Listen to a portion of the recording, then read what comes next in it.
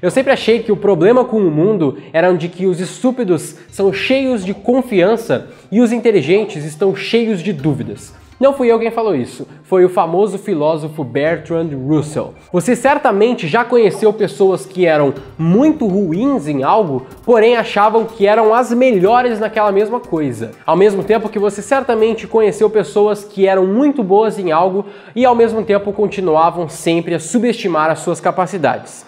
Isso é muito bem explicado pelo chamado efeito Dunning-Kruger, e hoje eu vou falar sobre ele e o que ele tem a ver com o marketing digital.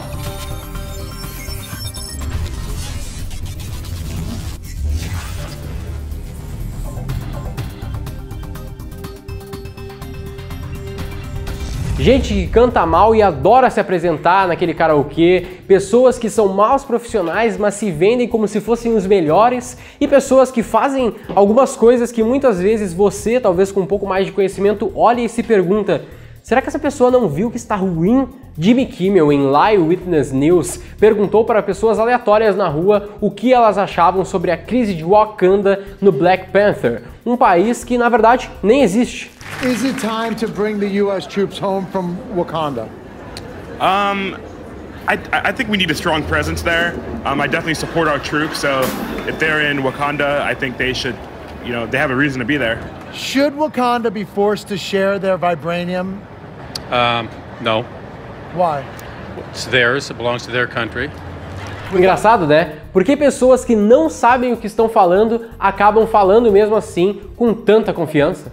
Em 99, Justin Kruger e David Dunning, na Universidade de Cornell, publicaram um artigo no Journal of Personality and Social Psychology documentando que basicamente pessoas incompetentes falhavam em reconhecer que elas eram incompetentes. Um fenômeno hoje conhecido como efeito Dunning-Kruger. Essas pessoas sofrem de algo chamado superioridade ilusória. Nessa pesquisa, ambos compararam a autopercepção das pessoas em habilidades reais, como gramática, lógica e operação de veículos, e notaram que muitas vezes a ignorância gera mais confiança do que o próprio conhecimento. Aqui ao meu lado a gente tem um gráfico que avalia 4 quadrantes de pessoas que fizeram um teste em relação ao seu resultado e a sua autoavaliação. No primeiro quadrante, a gente tem as pessoas que foram piores nesse teste e no último quadrante, obviamente, as pessoas que foram melhores nesse teste. E a gente consegue notar que do extremo das pessoas que foram piores nesse teste, elas acabam se avaliando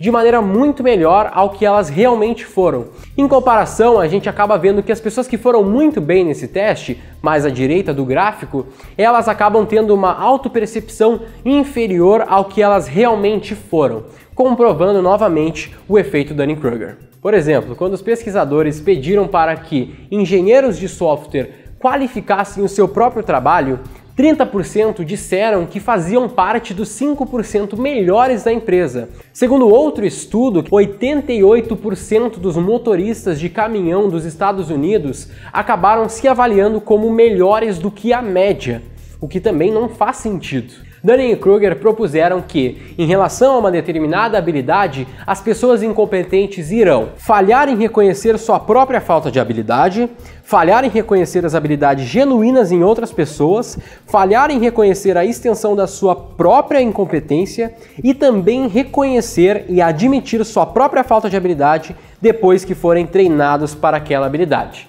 Mas por que isso acontece? Joseph Babinski foi o primeiro a descrever, em 1914, um fenômeno chamado anosognosia, que é caracterizado pela incapacidade da pessoa estar consciente de sua doença. Por exemplo, há casos de pacientes paralisados que não sabem que estão paralisados. Você pega um paciente que recentemente teve um AVC que deixou metade do seu corpo paralisado e pede para que ele pegue uma caneta com a mão que está paralisada.